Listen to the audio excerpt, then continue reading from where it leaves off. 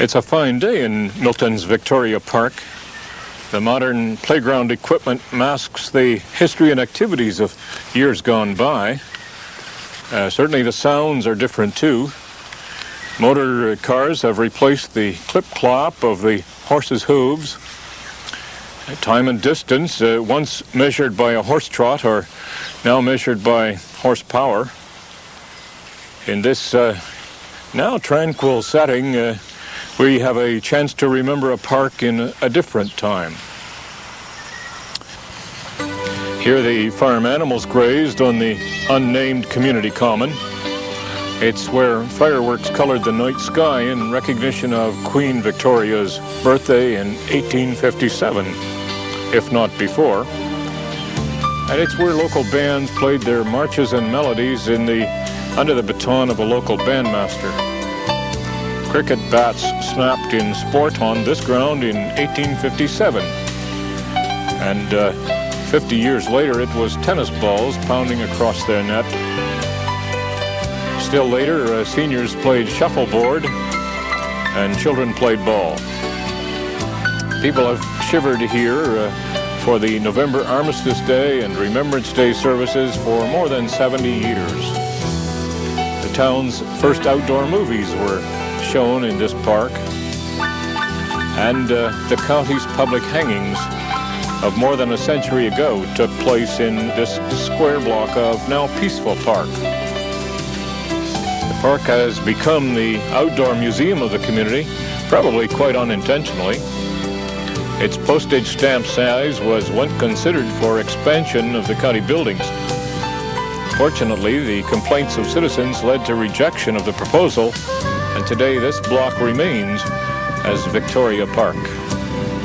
The origin of the name is obvious. Queen Victoria was a much-loved British monarch who reigned for more than 60 years, from 1838 to 1901. But it wasn't until after her death that the park was given its official name in her honor, and that was in 1909. The most significant building in this area is Milton's Town Hall, a sturdy limestone structure built as the courthouse for the newly separated Halton County in 1854-55. It was the third and last of the castellated design that was built in Upper Canada West. You can see the castle-like elements on the top facade. Others were built in Guelph and London. It was designed in the Norman style with Norman arches and detailing, providing imposing characteristics to reflect the weight of the law in what was then still a very remote area. Significantly, it sits on one side of the only small-town grassed urban square in Ontario, today's Victoria Park. The architect for the building was Hutchinson, Clark, and pupil David Murray. Contractor was Michael Kenny. It would be unusual if the contract went well, and it didn't. The building was supposed to be built in a year. The contract was awarded in February 1854, but it wasn't until March 6, 1855 that council met there, probably in the still unfinished building for the first time. Before construction, local residents had petitioned County Council to alter the positioning of the building. They were not successful in their objections. The building was deliberately planted on its own private roadway in the middle of the 4-acre site as an anchor for the green space that was to become such an asset to this generation. It was that foresight which left us today's Victoria Park. The formidable stone building still fronts on an urban square of green space, which is one of its unique characteristics. Now, builder Michael Kenny was paid £2,975 for his work when the project was finally accepted by the County Council. That might be contrasted with the $1 the town paid Halton Region for the building and Victoria Park, or the $3 million the town spent to recycle the building to today's town hall. It should also be remembered that in 1978, Halton Region's chief administrative officer recommended it be demolished and the site leased to the town for a parking lot. Happily, supporters encouraged Milton Council in its decision to recycle the building at significant cost. Their wisdom is particularly appreciated today. The building has been the site of countless historic events. After incorporation in 1857, Milton Council held its first meeting in the courtroom, now the council chambers. Victoria Park's real origin was in the thinking of an Irish settler from County Down. Hugh Foster came to Canada in 1816. He settled in the area that was to become Milton and plied his trade making barrels to contain the potash which was being produced by burning the wood of the area. The potash was an important element in early soap making. In 1832, Foster purchased 100 acres that were the complete south side of present Main Street of Milton. 20 years later, he registered a plan of subdivision, creating the street pattern and building lots which form the Foster survey of today. At about that time, growth in the area led to the separation of Wentworth and Halton counties. The hotly contested provincial legislation called for the county buildings to be built at or near Milton. Residents in Oakville and Bronte were incensed with the decision. It moved the judicial and legislative center of the county inland, away from the transportation of the lake. Those with land in this still unincorporated village of Milton were in competition to have the stately county center built on their land. County councilors, however, couldn't quibble over the price of Hugh Foster's offer. He agreed to provide a 4-acre site free.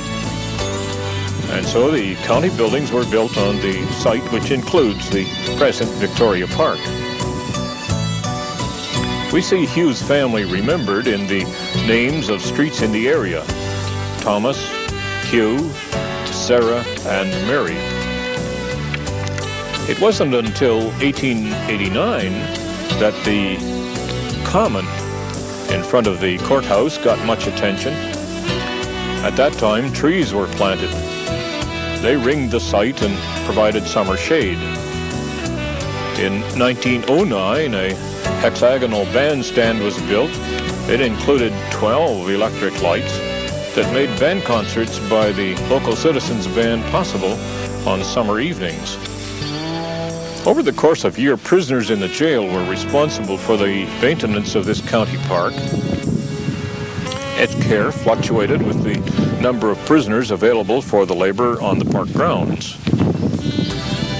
The bandstand we see today first occupied a site at Halton Manor.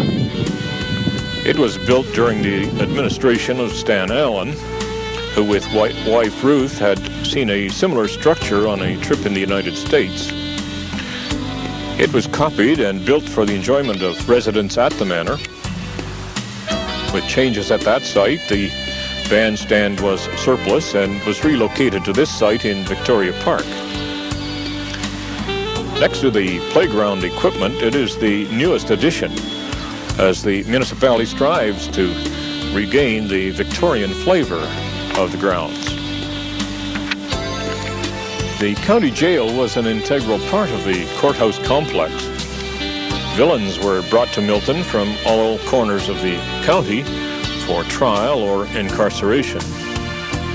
That time in the lockup could involve anything from hard labor to execution.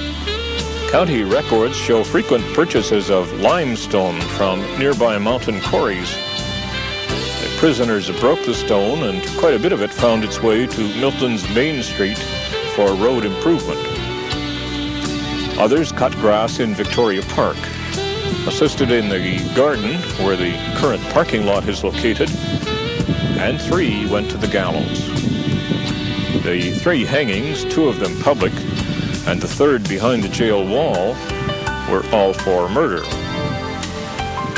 A present high stone wall was built as part of the new jail project in 1877 and shielded the final public hanging from the watching crowds. Each of the trials took place in the courtroom on the top floor, now beautifully recycled as Milton's Town Council chamber.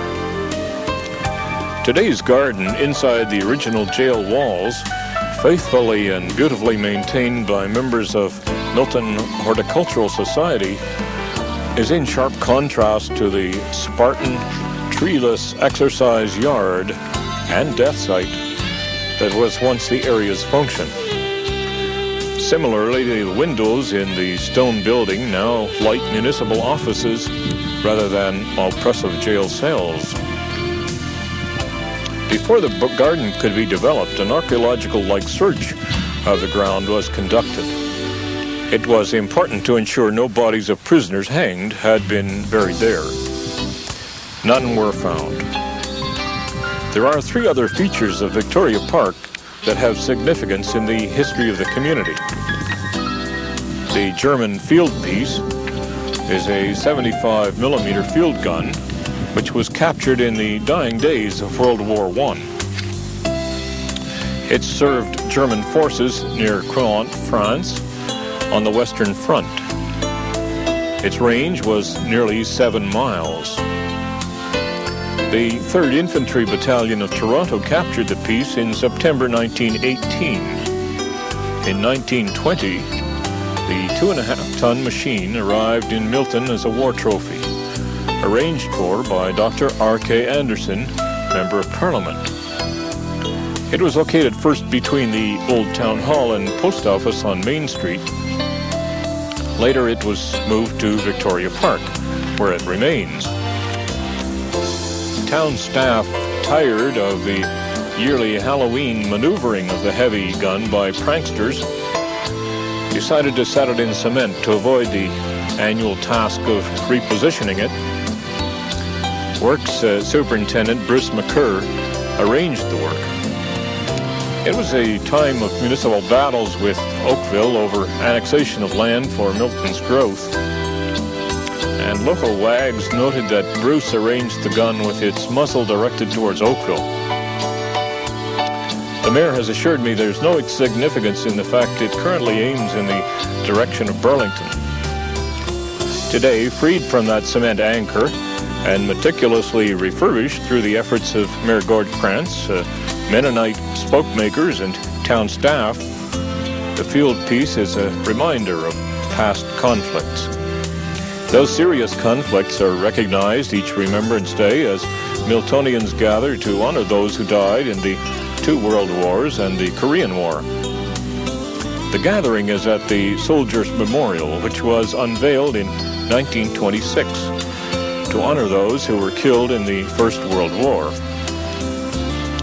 Despite a heavy rain on that September day in 1926, it was estimated 3,000 attended. A large part of the program took place in the arena, which stood on the site of the present post office. The memorial is of Canadian granite, and the figure of the soldier was from an original by prominent Canadian sculptor Emmanuel Hahn. Efforts to erect the monument were initiated in 1920, and the task of raising $10,000 was spread over a period of years. There were 49 from Milton and area recognized on that first monument. Another 25 names were added to memorialize those from Milton killed in the Second World War. Significant battlegrounds from the 2 wars, Sicily, Holland, Italy, the Somme, Vimy, Ridge, Passchendaele, Ypres, Mons, read like a litany to the terror and sacrifice of those times of long ago. A solitary name, Trooper J.F. Smiley, from the Korean War was added after that conflict ended in 1953. His grave is in the United Nations Cemetery in Busan, Korea. he was just 19. Finally, the park has the 1893 Town Hall bell, where citizens gather to welcome the new year. It's now mounted on a stone cairn, and the stone has significance for the community's past. It was chosen from buildings demolished in the community, and individual date stones commemorate those elements. The Bruce Street School of 1857 is recognized on one side. Stone from a Murray Street house dated 1877 on another, and a Main Street store from 1860 is recognized on the other side. The historical stone was provided by Brad Clements, who had the foresight to retain the material. The bell itself was the town's third bell, and it was cast by the Blimmer Bell Company of Cincinnati. It hung in the cupola of the Main Street building to summon aid to fight fires, to signal an interruption in the municipal water supply while pipes were being repaired, to sound the time of day, and certainly to signal the hours of worship on Sunday. Because of its elevation, it is said that farm workers in the area could hear it pealing. When the cupola was removed from the town hall in 1954, the bell was lowered to the next level and was less effective. In 1967, the tradition of ringing in the new year was initiated, and in 1985, the bell was removed from the building when the town offices were located to Victoria Park Square. And now, of course, it continues to serve as the focus for the ringing in of the new year under the leadership of Mayor Gord Krantz. And this is our final stop in Victoria Park. Here we remember Hugh Foster, who gave the site for the present Town of Milton municipal offices in Victoria Park. Hugh Foster's generosity has been recently recognized. His motives may have been to promote development of his land, but his vision reached beyond the 1853 tracks in the mud of an early Milton to the streets of a developed and prosperous community. He didn't live to see that. Just 4 years after he registered his orderly plan of subdivision, he was dead. His property was parceled out and his memory largely ignored. Foster Avenue, originally part of the present Charles Street, was wiped from the town map by a later council action to meet the need for consistency. It wasn't until this generation that researchers of Milton Historical Society and others suggested to council that Hugh Foster be recognized in the naming of the small stone building beside the town hall. Now meetings, receptions, and events regularly take place in Hugh Foster Hall. It's an attractive building which began life in 1915 as the county registry office. Here, land transfers and legal documents were recorded for more than 40 years.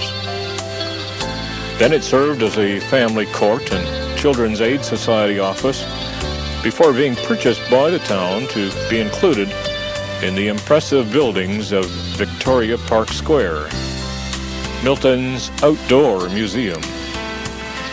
The sights and sounds have changed. The events are not always as dramatic as in the past, but Hugh Foster, the Irishman from County Down, Ireland, can still smile down on this attractive green square, the county's historic heart.